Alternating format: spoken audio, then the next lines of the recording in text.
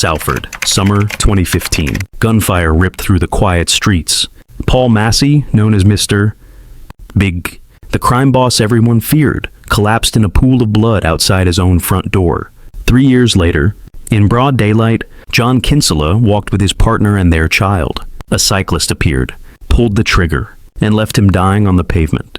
His loved ones frozen in horror. No witness could identify the killer. No camera caught his face. The executions were clean, professional, almost surgical. Mark Fellows, nicknamed the Iceman, believed he had vanished into the shadows, but strapped to his wrist was a silent traitor, recording every heartbeat, every movement, every route to murder. The Garmin Forerunner, a sports watch trusted by millions of runners, had become the ultimate witness. Its GPS logs painted a damning map. Training runs circling Massey's home, cycling routes overlapping the ambush site of Kinsella. What was meant to track fitness became a digital Judas, betraying its master in the cold light of court. This is not just a tale of gangland assassinations. It is a chilling reminder that in the age of smart technology, killers can hide from people, but not from their own devices. This is the story of the Garmin betrayal. At first glance, the killings of Paul Massey in 2015 and John Kinsella in 2018 looked like classic gangland executions. Surgical, efficient, and destined to vanish into the long list of unsolved British underworld murders. Massey was gunned down outside his Salford home. A man whose criminal empire and reputation for violence had made him both respected and feared. 3 years later, Kinsella, an enforcer with his own dark history, was ambushed while walking his partner and child near Liverpool. Both deaths sent shockwaves through the communities, reminding the public that organized crime in Britain was still alive, ruthless, and deadly. Mark Fellows, a fitness enthusiast and small-time criminal with ties to Manchester gangs, did not immediately fit the profile of a cold-blooded hitman capable of taking down two notorious underworld figures. Yet, police suspicions began to turn his way as they pieced together fragments of evidence, whispers in the criminal world, sightings of a cyclist near the crime scenes, and the icy demeanor of a man who seemed almost indifferent to the carnage he left behind. What made the case extraordinary, however, was not just the brutality of the killings, but the way they were solved. This was not a traditional investigation built on eyewitnesses, confessions, or wiretaps. Instead, the key came from a device built for athletes, not detectives, a Garmin sports watch. Investigators discovered that Fellows had worn the watch during training sessions, and the GPS data logged his routes with chilling precision. Those digital trails overlapped perfectly with the planning and execution of the murders. The revelation turned the investigation into one of the most remarkable in recent British criminal history. For the first time, a piece of wearable fitness technology became the central witness against a contract killer. The case stood at the intersection of old-world gangland violence and new-world digital forensics, a fusion of blood and data that fascinated the public and horrified the underworld. It was no longer just a question of who killed Massey and Kinsella, but how a simple running watch brought down a man who thought he could kill without leaving a trace. Mark Fellows did not emerge from the shadows as a fully formed assassin. Born and raised in Salford, Greater Manchester, he grew up in the same harsh environment that had produced generations of gangsters before him. The city was scarred by poverty, territorial disputes, and the magnetic pull of organized crime. To many young men, the streets offered a brutal kind of apprenticeship, where survival meant toughness and loyalty was currency. Fellows seemed an unlikely figure to rise in such a world. He had none of the swagger of Mr. Big Paul Massey or the brutish reputation of John Kinsella. Instead, he cultivated an image of discipline and fitness, an avid runner and cyclist, a man who treated training like ritual. Yet beneath the athletic exterior, Fellows had close ties to Manchester's criminal ecosystem. He associated with members of the notorious gangs that controlled Salford's drug trade. And though not a household name like Massey, he had positioned himself as a trusted operator. It was this mixture of invisibility and discipline that made him an ideal candidate for more serious work. His cold detachment earned him the nickname the Iceman, and those who knew him remarked on his ability to carry out tasks without flinching. Paul Massey, by contrast, was the embodiment of the old-school gangster. His reputation stretched back decades. He had stood as a mediator during the violent feuds that shook Salford, positioning himself as both peacemaker and feared enforcer. Known as Mr. Big, Massey's influence reached deep into community and politics. To rivals, he was untouchable. To neighbors, he was both menace and protector. His murder in 2015 was not just the end of a man, it was the symbolic collapse of a power structure. John Kinsella, too, carried weight in the underworld, an enforcer from Liverpool. He had long been associated with violent crime and was said to have once intervened to protect footballer Steven Gerrard from gang harassment. His connections gave him credibility. And his death, brazenly executed in front of his family, shocked even hardened criminals. These three men, fellows, Massey and Kinsella, represented different facets of Britain's underworld. Massey, the elder statesman of crime, Kinsella, the feared enforcer, and Fellows, the quiet, cold operator. Their lives intersected at the bloody crossroads of loyalty and betrayal, each playing a role in the ongoing conflicts between Manchester and Liverpool's criminal networks. But unlike his victims, Fellow's downfall would not come from bullets or betrayal by associates. Instead, it would be the digital breadcrumbs of his own lifestyle, the watch he wore religiously, the data he never considered dangerous, that exposed him. The tragedy of Massey and Kinsella's deaths would merge with the strange irony of modern technology. The killer's story, written not in whispers or confessions, but in the cold precision of GPS coordinates.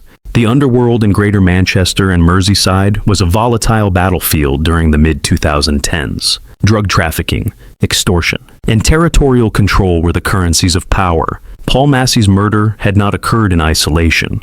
It was part of a broader struggle for dominance, a bloody chess match where each move was answered with violence. For detectives and journalists, it was clear that whoever eliminated Massey was striking at the very heart of Salford's underworld.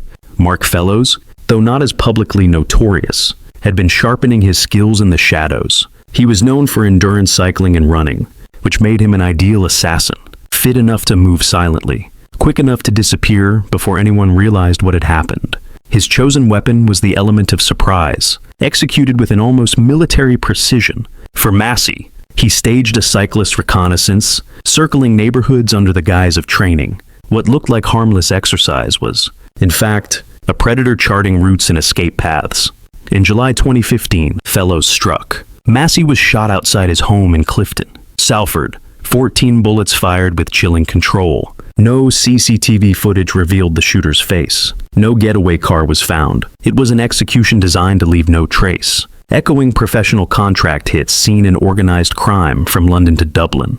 But Fellows was not finished. 3 years later, in May 2018, John Kinsella became the next target. On a quiet rural lane near St. Helens, Fellows approached on a bicycle dressed in dark clothing.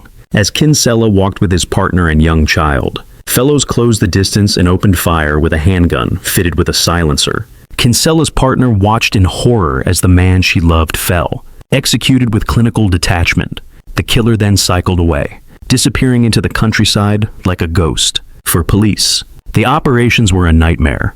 There were no fingerprints, no obvious witnesses, and no incriminating phone calls. The murders were almost surgical in their planning. Fellows had chosen methods that exploited weaknesses in traditional surveillance. Quiet back streets, rural paths, and a bicycle rather than a car. These details made him nearly invisible to both CCTV networks and the human eye. Yet what made his operations effective also planted the seeds of his downfall. Fellows relied on fitness as much as weaponry, and he trained relentlessly with his Garmin watch recording every route. Each murder had been rehearsed, his workouts indistinguishable from reconnaissance missions. In his mind, the watch was a tool to measure his stamina. To investigators, once discovered, it became the key to unraveling the entire operation. The murders of Massey and Kinsella showcased the dark professionalism of organized crime, but they also highlighted a fatal irony. The killer's greatest strength, discipline, fitness, precision, was precisely what betrayed him. The double murder of Paul Massey and John Kinsella triggered one of the most intense police investigations in modern British gangland history. Detectives from Greater Manchester Police and Merseyside Police faced enormous pressure. Massey had been an infamous figure. His death was a declaration that no one, however feared, was untouchable. Kinsella's execution, carried out in front of his family, shocked the nation and demanded answers. At first, investigators had almost nothing. No clear CCTV of the shooter, No reliable witnesses willing to speak. Both killings bore the hallmarks of a professional hitman, planned, executed, and erased within minutes. The streets whispered the name Iceman, but whispers were not evidence. The breakthrough came through meticulous police work and a willingness to explore unconventional avenues. Detectives began looking closely at the lifestyle of Mark Fellows, a relatively low-profile criminal who had drawn quiet suspicion. He was known to cycle long distances and maintain strict fitness routines. What seemed harmless soon raised questions. Why were his training routes suspiciously close to crime scenes? Why did his alibis rely on exercise runs that no one could confirm? When officers raided Fellows' home, they found the object that would change the case, a Garmin Forerunner watch. At first glance, it was nothing remarkable, but forensic analysts knew its potential. Inside was a trove of data, times, dates, routes, heart rate logs. Digital forensic specialists pulled the information and plotted the routes on a map. The results were staggering. One recorded training run led Fellows directly past Paul Massey's home just before the murder. Another matched a reconnaissance of the rural lane, where John Kinsella was later gunned down. Each line on the digital map painted a picture of preparation, of a killer rehearsing his moves under the cover of fitness. For the police, it was a revelation. They now had something stronger than rumor or speculation. They had digital footprints that connected Fellows to both murders. What eyewitnesses could not provide. Technology supplied with cold, mathematical precision. The watch had betrayed its owner, and detectives knew they were finally closing in on the elusive Iceman. The investigation had transformed from chasing shadows and rumors. The police now had hard evidence, plotted in GPS coordinates that could bring a ruthless killer to justice. Every major investigation reaches a moment when suspicion hardens into certainty, and for the pursuit of Mark Fellows, that moment came in a police briefing room filled with detectives staring at a glowing map. Projected on the wall was a set of GPS routes extracted from Fellows' Garmin Forerunner. To the untrained eye, it was nothing more than a tangle of red lines, but to investigators, it was the killer's confession, etched not in ink or voice, but in satellite coordinates. One particular route stood out. On a date just before Paul Massey's assassination, Fellows had logged a run that ended within sight of Massey's house. The digital track paused near the crime scene, lingered, and then looped back toward Fellows' home. The precision was chilling. His watch had recorded him rehearsing the killing route, as if satellites were silently shadowing a predator. Another log placed him cycling through the quiet rural lane in Rainhill, near Liverpool, where John Kinsella would later be executed. Again, the device showed him scouting the area under the guise of training. The pattern was unmistakable. He was not just a fitness enthusiast. He was conducting reconnaissance missions, masked as workouts. His wrist companion dutifully recording every second. When the data was presented in court later, prosecutors would describe it as the silent witness. For detectives, it was the breakthrough that transformed years of speculation into hard proof. The watch had betrayed the man who thought himself invisible. From that point onward, the investigation shifted gears. Surveillance teams doubled down on monitoring Fellows. Financial records, phone data, and covert observations began to weave around him like a tightening noose. He had always carried himself with icy detachment, but detectives knew they now had the weapon that could pierce through his cold armor. The turning point was not dramatic gunfire or a sudden confession. It was the realization that modern technology had trapped a killer who believed his discipline made him untouchable. Mark Fellows had been meticulous in avoiding traditional mistakes. No phone calls, no incriminating conversations, no loose-tongued accomplices. Yet the digital trails from his own wrist proved more damning than any witness could have been. For the first time, the Iceman was cornered, not by gangland rivals or police raids, but by the silent betrayal of his own routine. Armed with the Garmin data and weeks of painstaking surveillance, detectives knew the time had come to move. Mark Fellows had lived under the illusion of control, cycling through Salford streets and carrying himself with an almost robotic calm. But now, behind the scenes, officers were preparing for a strike that would shatter his cold facade. The raid unfolded in September 2018, early morning, as Fellows returned to his quiet home in Warrington. Police units surrounded the property. There were no warning shots, no dramatic standoff. Officers stormed in, finding Fellows inside, stunned but maintaining his chilling composure. He did not lash out, nor did he beg. True to his nickname, The Iceman remained unnervingly calm as officers slapped handcuffs around his wrists, the same wrists that had carried the watch which sealed his fate. Inside the house, investigators gathered further evidence: clothing that matched witness descriptions of the cyclist assassin, communication devices, and financial records suggesting payment for contract killings. But the most important item had already been seized earlier: the Garmin watch whose digital memory contained the truth. Still, each new discovery tightened the net, confirming that the man they had arrested was not just a suspect, but the assassin behind two of the most high-profile gangland executions in recent British history. Neighbors watched in silence as Fellows was escorted from his home. To some, he was just a fitness enthusiast, a man often seen jogging or cycling past. Few would have imagined that beneath the veneer of discipline was a calculating murderer who had killed two of the underworld's most feared figures. In custody, Fellows said little. His stoicism unnerved even seasoned detectives. There was no panic, no remorse, only silence. Yet the evidence was louder than any confession could be. His watch had already spoken.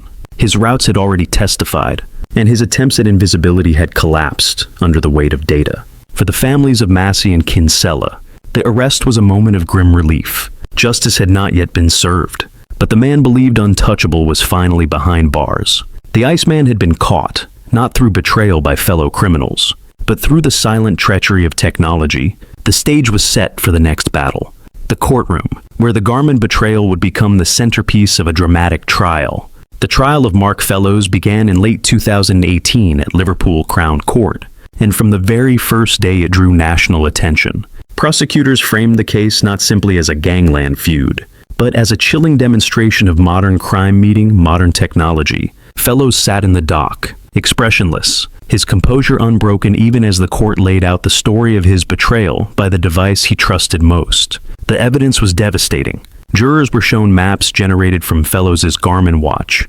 digital trails that mirrored the exact routes used to scout and later execute his victims. Prosecutors called it the silent witness, a piece of technology that did not lie, did not forget, and could not be intimidated. Alongside the GPS data, phone records, CCTV fragments, and testimony from underworld figures painted a picture of meticulous planning and ruthless execution. The defense tried to argue coincidence. They claimed Fellows was simply exercising, that his roots near Massey's house or the Rainhill countryside were innocent. But the timing and precision of the data left little room for doubt. To the jury, it looked less like a fitness routine and more like reconnaissance missions carried out with military precision. The emotional weight of the trial was heightened by the families of Paul Massey and John Kinsella, who sat through the proceedings reliving the horror of the murders. Massey's death had shaken Salford's underworld. Kinsella's execution, in front of his partner and child, was seared into the public consciousness. The court was not only deciding Fellows' guilt, but also sending a message that even the most professional of killers could be unmasked. In January 2019, the verdict was delivered. Mark Fellows was found guilty of both murders. The judge described him as a cold-blooded, calculated contract killer and handed down a whole life sentence, meaning Fellows would never walk free again. The Iceman, who had believed himself untouchable, would now spend the rest of his days behind bars, undone by the very watch that once measured his discipline. The conviction of Mark Fellows closed one of the most extraordinary chapters in Britain's criminal history. For decades, men like Paul Massey and John Kinsella had loomed large over the underworld, their names whispered with fear and respect. Their murders, carried out with brutal efficiency, could easily have joined the long list of unsolved gangland assassinations. Instead, they became infamous for a very different reason: because of a small, black sports watch. The Garmin Forerunner had no bias, no loyalty, no agenda. It simply recorded data, pace, distance, location. But in the hands of detectives, that raw data became a weapon more powerful than any bullet. It transformed Fellows' private routines into public evidence, laying bare the routes he believed invisible. In an age when technology tracks nearly every movement, Fellows' downfall feels like a parable. The very devices meant to enhance our lives can also expose our darkest secrets. For investigators, the case marked a new frontier in digital forensics. For the public, it raised unsettling questions. How much do our devices know about us? Who holds that information? And when does convenience become surveillance? As for Fellows, he remains in prison with no prospect of release. A man betrayed not by an informant, but by satellites orbiting high above the Earth. His story serves as both warning and revelation. In the modern world, even the most disciplined killer cannot escape the gaze of technology. And so, the Garmin betrayal lingers as a tale where crime and technology collided, and the machine won.